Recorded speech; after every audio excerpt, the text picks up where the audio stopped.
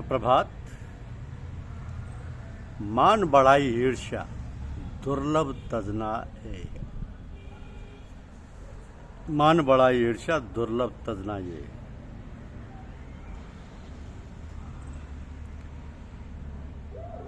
कहा है कि पोथी पर जगमुआ पंडित बयाना कोई, ढाई आखर प्रेम का पढ़े सो पंडित हो। स्वाध्याय शब्द का निर्माण हुआ है स्वयं का अध्ययन, अंतर्दर्शन, खुद को पढ़ना, स्वयं को बांचना, जांचना, भीतर की पुस्तक को पढ़ना।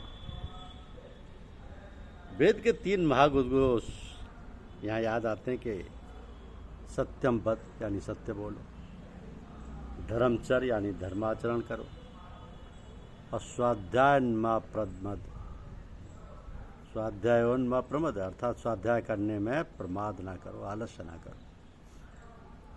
तो प्रथम 2 में साधारण विद्यात्मक निर्देश है, सत्य बोलो, धर्म पर चलो, धर्माचरण करो। किंतु तीसरे निर्देश में ऋषि चेतना ने साधकों को बेहद सतर्क किया कि स्वाध्याय करने में आलस्य प्रमाद कतई न करो। मानव मन का तमोगुणी स्वभाव है आलस्य प्रमोद करना, किंतु अपने अध्ययन, स्वयं के मूल्यांकन, स्वयं की जांच परख में यदि साधक ने ढिलाई कर दी, पर अध्यात्म का ये रथ किसी दलदल में धसा हुआ ही समझो, फिर पतन अवश्यम बात नहीं। तो अपनी आत्म अनुभूति की इस यात्रा को यदि मंजिल तक पहुंचाना है तो अपनी जांच परख करें कि हम कहाँ हैं, अब तक की साधना से हम कहाँ तक पहुँच पाए।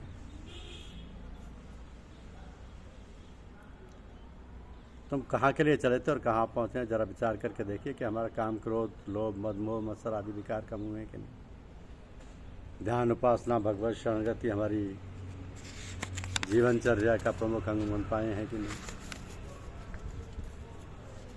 भगवत प्रेम से सराबोर दुर्लभ महात्मा सदगुरुदेव श्री साहब जी महाराज के पावन दरबार में हम भगवत प्रेम, आत्म साक्षात्कार, भगवत प्राप्ति के लिए ही आए।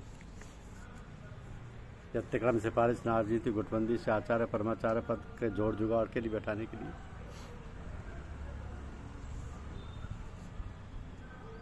हम कौन थे, क्या हो गए और क्या होंगे, अभी आओ विचार करें। जो लोग इजाज़त याफ्ता हैं, जो आचार्य हैं, जिन्हें आज्ञा मिली हुई है, वे सेवक बनकर समाज के लोगों की सेवा का काम करें। आचार्य और गुरु का काम तो भंगी व धोबी जैसा है।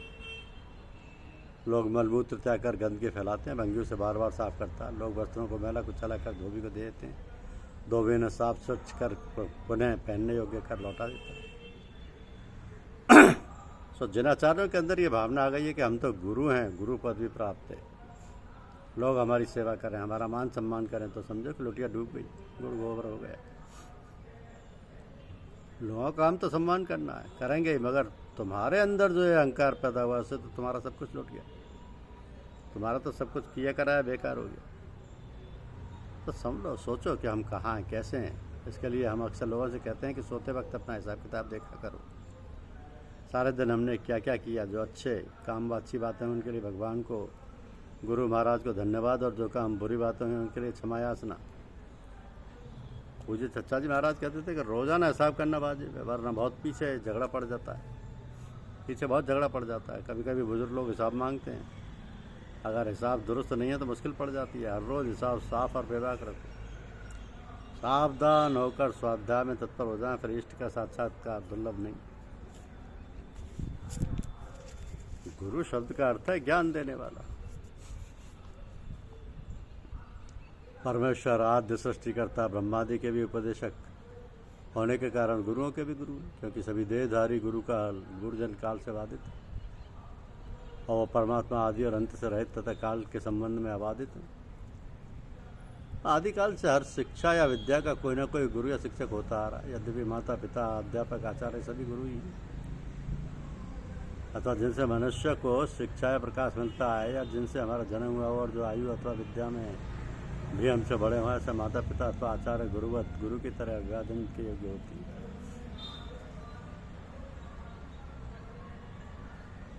हर कोई व्यक्ति गुरु नहीं होता। जो अपनी सारी वासनाओं को मेट चुका हो, जो ईश्वर की इच्छा में अस्तित्वहीन हो गया है, जिसके आचरण में कोई भी कार्य धर्म के विरुद्ध न दिखाई दे, जो सच्चरित्रता और सदाचार के आदर्श हों, हर समय परमात्मा में लीन रहने से जिनमें तद्रुकता आ गई हो, अतः जो धर्मशास्त्रों के अनुसार गर्भाधानादि संस्कारों को करता हुआ अन्नादि के द्वारा अपने पुत्र और शिष्यादि का पालन पोषण करता है, उस व्यक्ति को गुरु कहते हैं।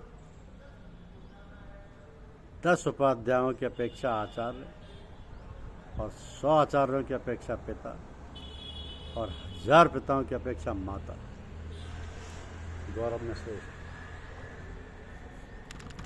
और पैदा करने वाले पिता और ब्रह्म ज्ञानोपदेशक यानी आचार्य, इन दोनों में से ब्रह्म ज्ञान देने वाला श्रेष्ठ है, क्योंकि आचार्य ब्रह्म ज्ञान रूपी फल देने वाला होने से मुमुक्ष यानी मोक्ष की इच्छा वाले के लिए लोक तथा परलोक में कल्याणप्रद है।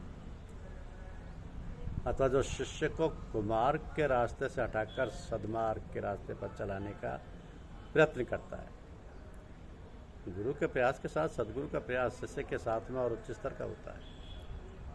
सदगुरु और शिष्य उपासना के उपदेश या साधना के समय सदगुरु या शिष्य दोनों के इंद्रियों के व्यापार समाप्त हो जाती है।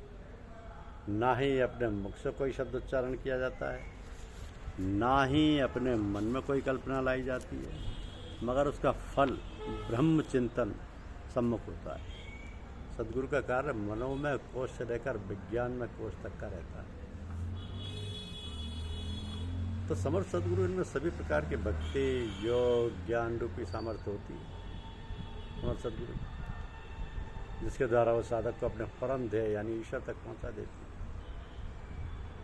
समर्थ सदगुरु सभी शक्तियों पर अधिकार रखते हैं, जिसके द्वारा ये अधिकारी और अनाधिकारी किसी को खाली नहीं छोड़ती।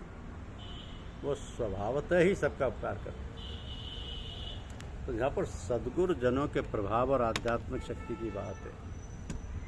वहाँ शिष्य को भी सच्चा जिज्ञासु, दृढ़ निश्चय वाला तथा जिसके हृदय में ईश्वर के सिवाय किसी वस्तु की चाहना ना हो, इच्छा ही ना हो, जो गुरुदेव का आज्ञाकारी हो, शिष्य में गुरु प्रेम का प्रभाव निरंतर हो, अपूर्ण और अधूरे गुरु से सीखे हुए अभ्यास से जो कि स्वयं काम, क्रोध, मोह, लोभ, मद, मत्सर, अपमान, अहंकार में पड़ा है, ऐसे गुरु का प्रभाव देर तक नहीं रहता और उनकी संगति और शक्तिपात के साथ तमाम वो चीज़ें सूक्ष्म रस के साथ साधक में प्रवेश कर जाती हैं। और जो कुछ थोड़ा बहुत अभ्यास होता भी है वो उन बुराइयों को भी उभारता है कि जो कि उन पूर्ण गुरुजनों में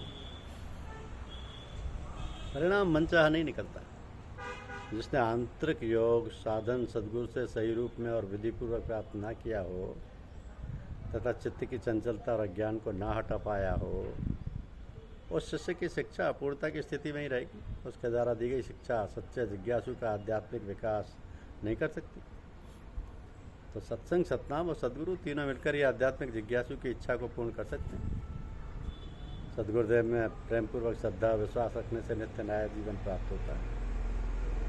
सदगुरुदेव अपनी आंतरिक और आत्मिक सूरत धार से साधक की बहुर्मुखता और चंचल वृत्ति को अपनी असल धार यानी आत्मा की ओर लौटने, जमने और आनंद में लीन होने में बराबर सहायता किया करते हैं। सदगुरुदेव की चित्तवृत्ति हमेशा परमानंद में लीन रहती है, इसलिए उनकी क्षणिक कृपा दृष्टि से ही साधक का हृदय आनंद से भर जाता है, जिससे साधक का आध्यात्मिक मार्ग प्रारंभ हो जाता है। इसलिए जो साधक जितने प्रेम और भक्ति तथा संयम से सदगुरुदेव का सत्संग किया करता है, उतना ही सदगुरुदेव का प्रेम और आध्यात्मिक सूरत उसकी ओर चलेगी, जैसे साधक की स्थिति में अंतर दिखाई देगा। सदगुरुदेव स्वयं जानते हैं कि कौन शिष्य कितने पानी में, उसकी आध्यात्मिक स्थिति क्या है, उतना ही उसे प्रकाश देते रहते। तो सदगुरुदेव के पास जाने से पहले श्रद्धा, विश्वास, आज्ञा पालन, सूचना, इन 4 चीज़ों की आवश्यकता है। श्रद्धा और विश्वास के आधार पर ही शिष्य में आध्यात्मिक उन्नति होती है। इसलिए निरंतर अपने सदगुरुदेव को अपने हृदय में बसाने की कोशिश करो। यही आध्यात्मिक विकास का मार्ग है। बाकी तो गुरु कृपा स्वयं बरसती रहती है। धन्यवाद।